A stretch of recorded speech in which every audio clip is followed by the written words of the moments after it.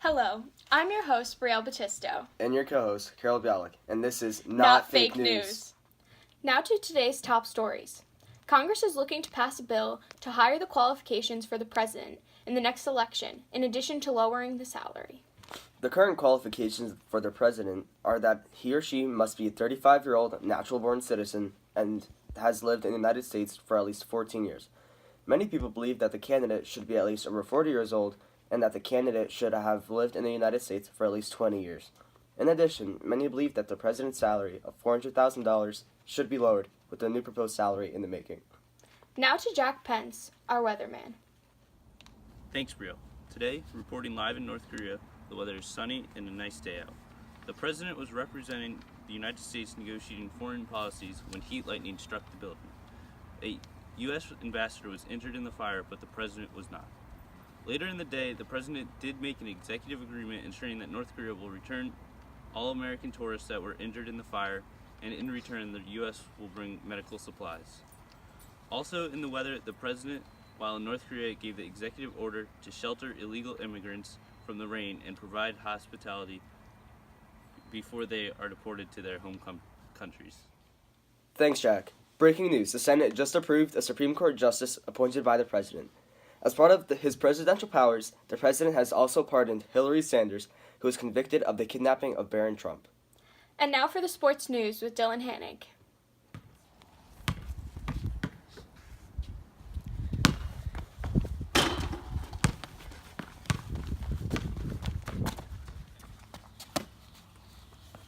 Thanks, Double B.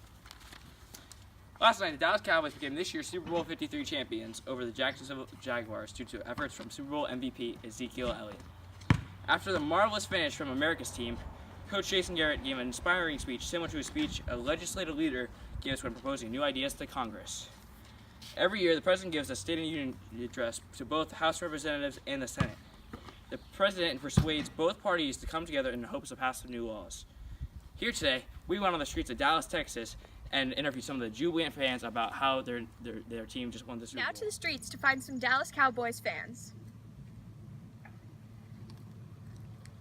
Sir, stop. Can I catch an interview? No. Guess we'll have to find another one. Woo!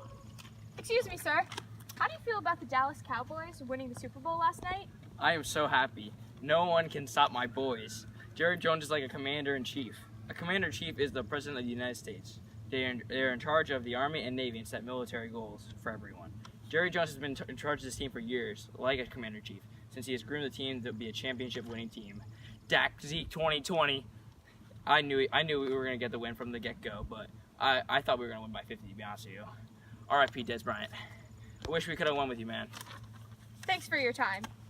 As you can see, those Dallas Cowboys fans have a great fan base. I wish I could be like those guys, especially like the second one. Back to you, Brielle. Hey, catch. What? Thanks, Dylan, for your words on Super Bowl 53.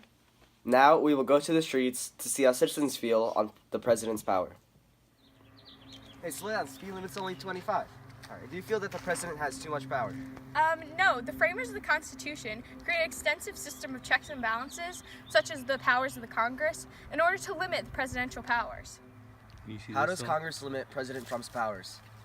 Congress has to approve any decision that the president makes.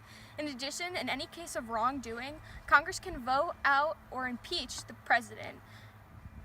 Thank you, ma'am, for your time. You're welcome. That's all for today, folks. Unfortunately, Karol got hit by a car, Dylan is concussed, and Jack hasn't returned yet from North Korea.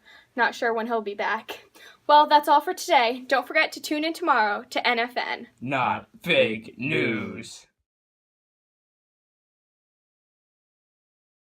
They should have the camera in the middle of the phone.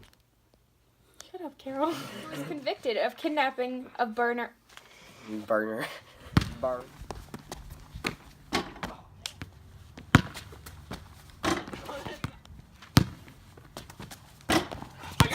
Okay.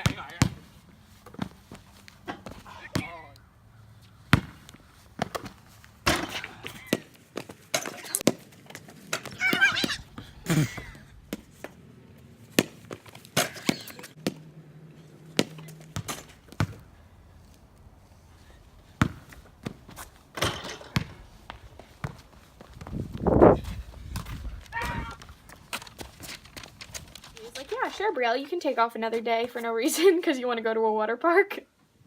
You know? Okay. I'm sorry, though. I really wish I could. It's okay, I understand. Okay. Whoa, slow down. Speed limit's 25. Do you feel that the president has too much power? Dylan, Well, Dylan, you walked right over it. No. An interview? No.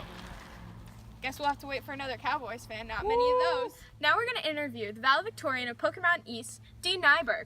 How do you feel about Sorry, no presidential interviews this powers? time.